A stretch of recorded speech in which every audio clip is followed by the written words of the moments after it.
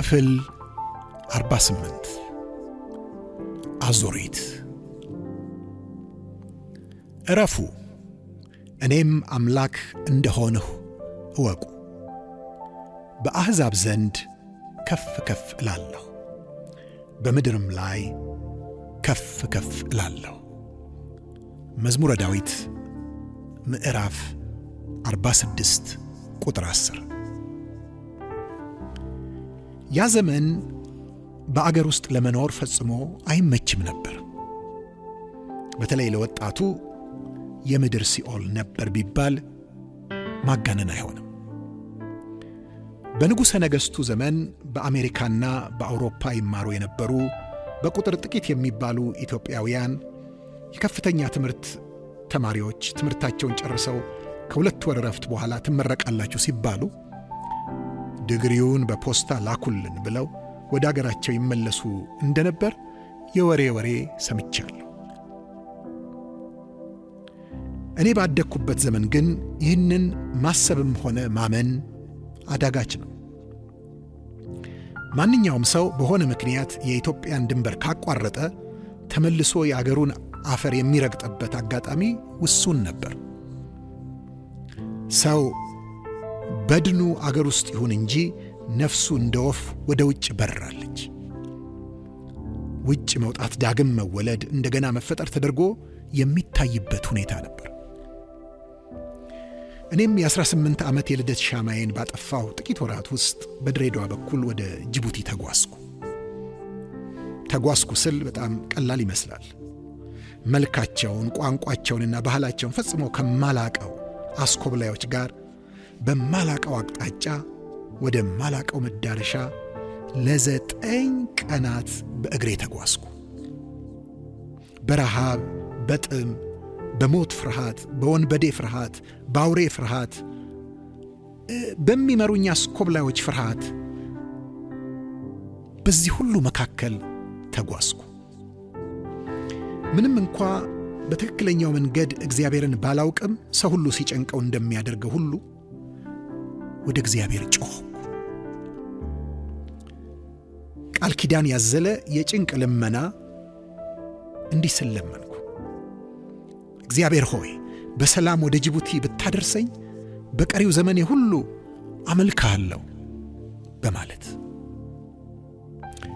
እንደማይደረስ የለምና 9 ዓመታት ከሚመስሉ 9 ቀናት በኋላ ዲክል በምትባል ስደተኞች የሚጠለሉባት የጅቡቲ ከተማ ደረሱ። በዚሁ መንገድ ከኔ ቀደም ከአገር የወጡ የተለያየ የቆይታ ዘመን ያላቸው በርካታ ስደተኞች በድንኳን ውስጥ ይኖራሉ። ድንገት የምድረ በዳ ቃል ኪዳኔ ትዝ አለኝ። እንደለመንኩት እግዚአብሔር ጅቡቲ አድርሶኛል። ታዲያ የትና መቼ ከማንስ ጋር ነው የማመልከው የሚለውን ለማወቅ አንድ የምቀርበውን ሰው አነጋገርኩ። ያናገርኩት ሰው አሁን እግዚአብሔርን ለማምለክ ዝግጁ እንዳልሆነ፣ ነገር ግን እግዚአብሔር ከዚህ እሳት አውጥቶ ጣሊያን ቢያገባው በቀሪ ዘመኑ ሁሉ ሊያመልከው እንደተሳለ ገለጸልኝ። በእርግጥም ከጅቡቲ የሄዱ በርካታ ስደተኞች ሮም ጣሊያን ውስጥ እንደሚገኙ ሰምቻለሁ። በዚያ እግዚአብሔርን እያመለኩ ይሆን የሚል ጥያቄ አደረብኝ። በቅርቡ ከጅቡቲ የሄደ ጓደኛው ከጣሊያን ደብዳቤ ጻፈለት የድንኳን ጎረቤቴ ደብዳቤውን ሲያነብልኝ አብዛኞቹ ስደተኞች ሮም ገብተው ቫቲካን የሚገኘው የቅዱስ ጴጥሮስ ካቴድራል በረንዳ ላይ ተኮልኩለው እግዚአብሔር ሆይ አሜሪካ ብታገባን በቀረው ዘመናችን እናመልክሃለን እንደሚሉ ተረዳሁ። ከዚያ በኋላማ በአሜሪካ ያሉት ምን ይሉ ይሆን የሚለውን ለማወቅ የነበረኝ ጉጉቴ ጨመረ። በእርግጥ አሜሪካ ነዋሪዎቿ ራሳቸው የነፃዎች ምድር፣ የጎበዞች አገር፣ የዕድል መገኛ፣ የደስታ መዋኛ በማለት የሚወድሷት አገር ናትና ሰው ገነትን ካልሆነ በቀር ከአሜሪካ በኋላ ምን ሊመኝ ይችላል የሚል ጥያቄ አደረብኝ።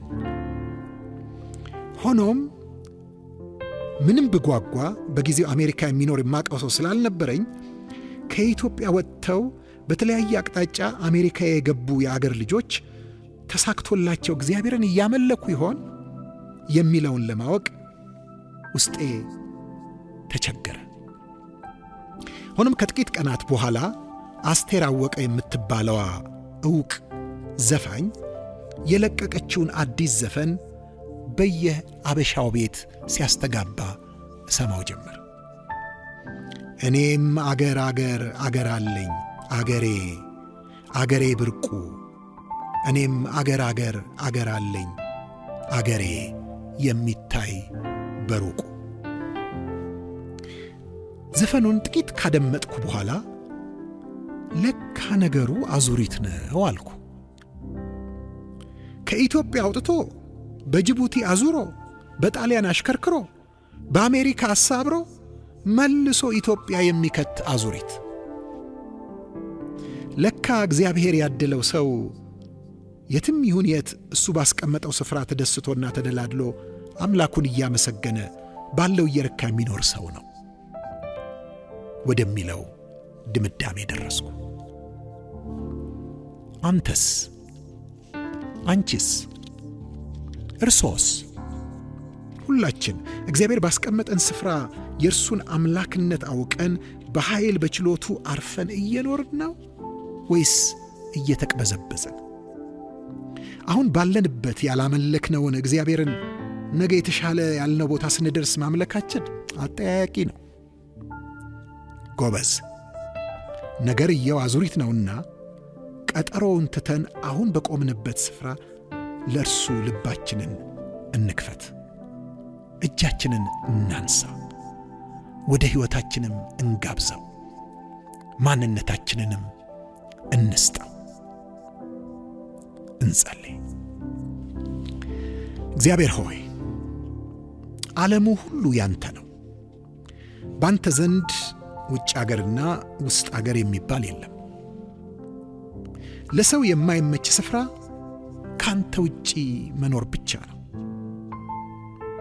ባንተ ውስጥ እንደመሆን በሰማይም ሆነ በምድር የሚያረካ አንዳች ነገር የለም። ውስጡ ባንተ ያላረፈ ሰው የትም ቢሄድ አያርፍም። እባክህ ነፍሴን አሳርፍልኝ። ባስቀመጥኸኝ ስፍራ ጸንቼ እንድቆይ፣ በቆየሁበትም ደግሞ ብዙ ፍሬ እንዳፈራ እርዳኝ። አሜን።